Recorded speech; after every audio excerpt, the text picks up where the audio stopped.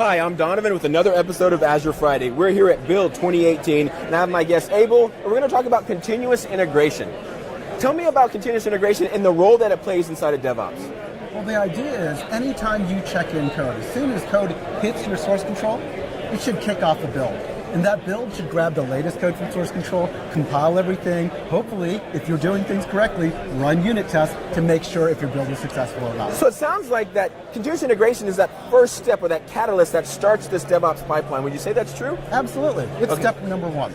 If you don't have continuous integration, you can't do DevOps. Gotcha. So it's important to have some type of system that's monitoring your repository, and upon every commit, it's going to allow the developer to get an instant feedback on if that's a good commit, bad commit, tester passing or failing.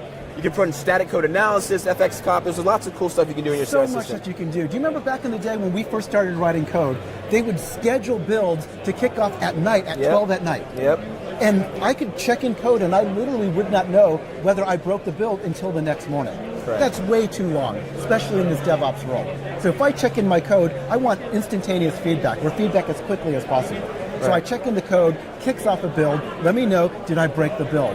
And like you just said, we can add things like a unit test, we can scan our code for security, and do things like that as well. What I also think is really interesting about continuous integration is that it lets the entire team know that the build is broken.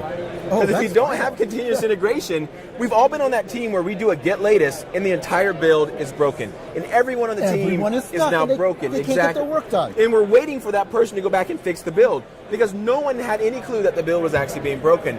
So I think it's really important that it's not only the catalyst to being successful with DevOps, you can actually use CI in and of itself without continuous deployment and still get value. Absolutely. Even if you're not adopting the DevOps mindset and the DevOps culture, you get massive amounts of value by implementing continuous integration. Another thing that I think is interesting about continuous integration is that there's zero risk in implementing it. Oh, that's right. Right, because if you're on a team of, say, for example, 6 other developers, I've had a lot of people come back to me frustrated and disappointed that they weren't able to convince the others that they needed to implement continuous integration. Oh, we don't have time for that. Exactly my point. If you just turn it on, no one will know that you've done it except you. And you start getting instantaneous benefits. So when you break the build, I instantly know it's broken while my other peers are doing a get latest and now they're broken. Why is it that I broke the build? Because I break the build too often. It's about time we share the pain here as well. But I like that instant gratification, that instant value with zero risk because no one is going to be impacted by the fact that I decided to turn on continuous integration. But what I think is really powerful about it is as soon as everyone's at the water cooler, mad at whoever broke the build, and I'm still working, the question's going to be, didn't you do a get latest this morning? And I'm just like, no. I did do a get latest because the CI system told me the build was broken.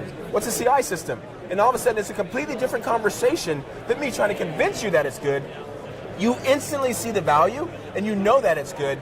So I tell a lot of people, stop asking for permission, just go do the right thing. Do it. Awesome. So what are some of the CI systems that people can use?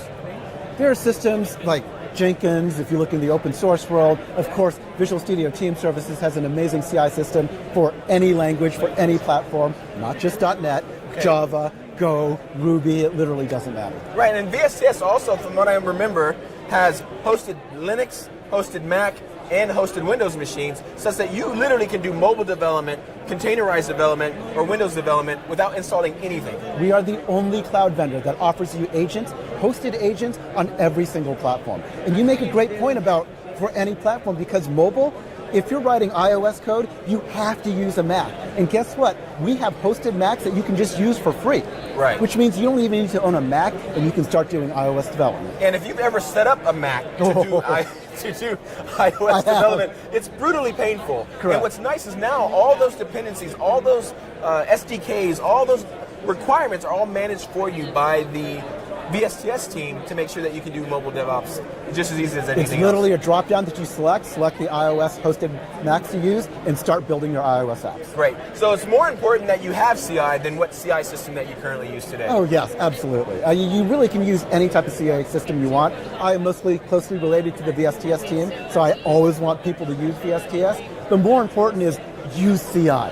You check in your code, kick off a build. Please use CI. All right, so we just said everyone should be doing this, but how much does it cost for me to get started doing continuous integration? It's totally free.